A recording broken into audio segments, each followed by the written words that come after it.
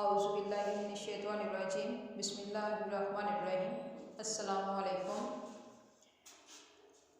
آج کی ویڈیو میں ہم حضرت یوسف علیہ السلام کا قصہ ٹاپک وائز تفصیل کے ساتھ بیان کریں گے۔ حضرت یوسف علیہ السلام حضرت یعقوب علیہ السلام کے بیٹے تھے اور یعقوب علیہ السلام حضرت ابراہیم علیہ السلام کے پوتے تھے۔ اس طرح حضرت یوسف علیہ السلام حضرت ابراہیم علیہ السلام کے پڑپوتے ہوئے۔ حضرت یعقوب علیہ السلام کے 12 بیٹے تھے اور حضرت یوسف علیہ السلام سب سے چھوٹے تھے۔ بہت خوبصورت تھے، باپ ان کو بہت چاہتے تھے۔ حضرت یوسف علیہ السلام نے ایک خواب میں دیکھا کہ 11 ستارے اور چاند اور سورج مجھے سجدہ کر رہے ہیں۔ انہوں نے یہ خواب اپنے باپ کو بتایا۔ باپ نے حضرت یوسف علیہ السلام کو منع کر دیا کہ یہ خواب اپنے سوتیلے بھائیوں کو نہ بتائیں۔ حضرت یوسف علیہ السلام کے سوتیلے بھائیوں نے مل کر مشورہ کیا کہ ہمارے ابا جان یوسف علیہ السلام کو بہت چاہتے ہیں اور ہم کو اتنا نہیں چاہتے، اس لیے یوسف علیہ السلام کو جان سے مار دیا جائے۔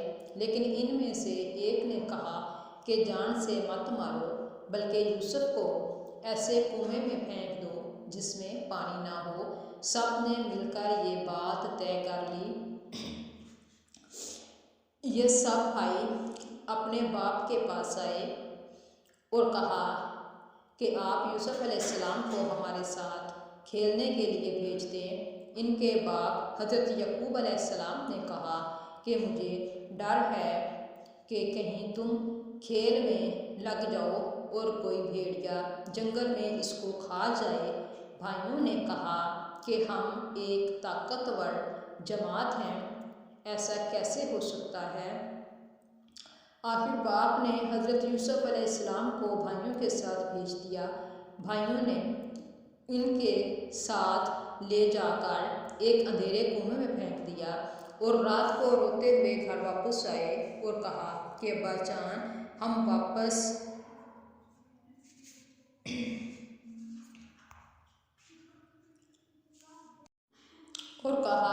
ابا جان ہم آپس میں دوڑ لگا رہے تھے کہ یوسف ہمارے سامان کے پاس بیٹھا تھا کہ ایک بھیڑیا آیا اور اس نے یوسف علیہ السلام کو کھا گیا۔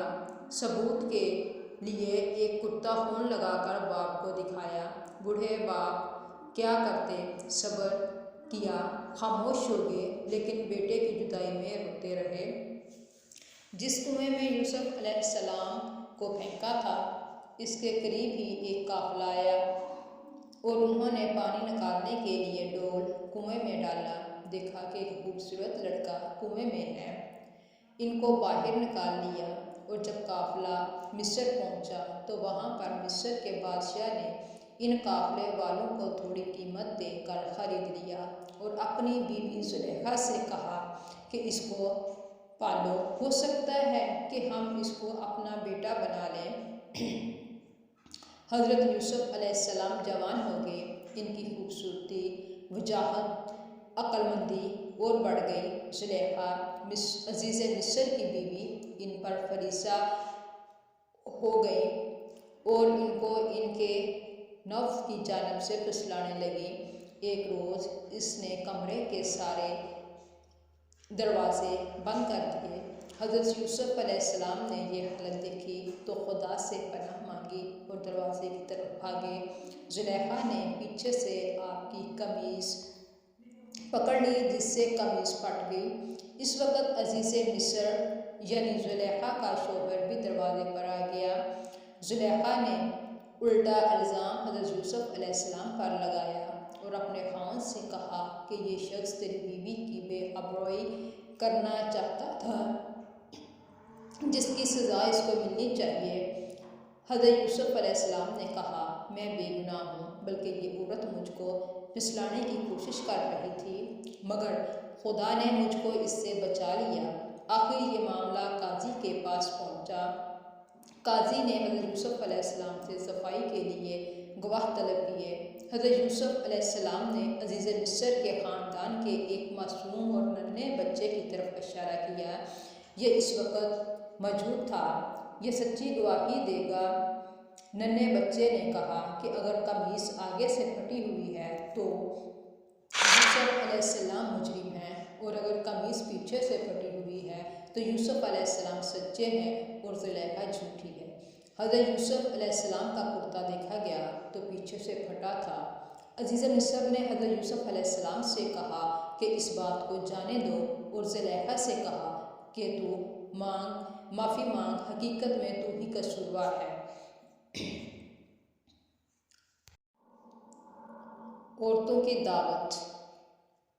اس واقعے کی خبر سارے مصر میں پھیل گئی اور عورتیں آپس میں باتیں کرنے لگیں کہ زلیخا اپنے غلام کو چاہتی ہے۔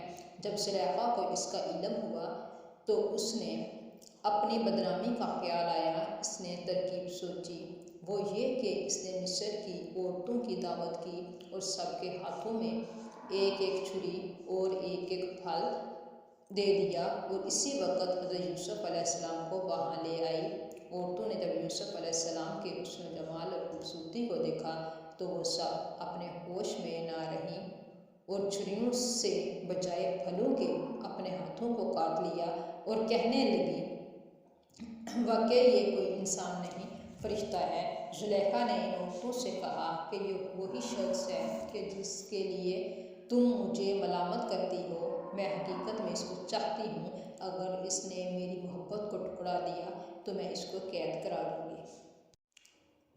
اللہ حافظ۔ اگر آپ کو میری ویڈیو اچھی لگی تو اس کو لائک کیجیے، شیئر کیجیے، پلیز میرے چینل کو سبسکرائب کیجیے اور دیکھتے رہیے میری ویڈیو میں یوسف علیہ السلام کے قصے کا اگلا حصہ۔ تب تک کے لیے اللہ حافظ۔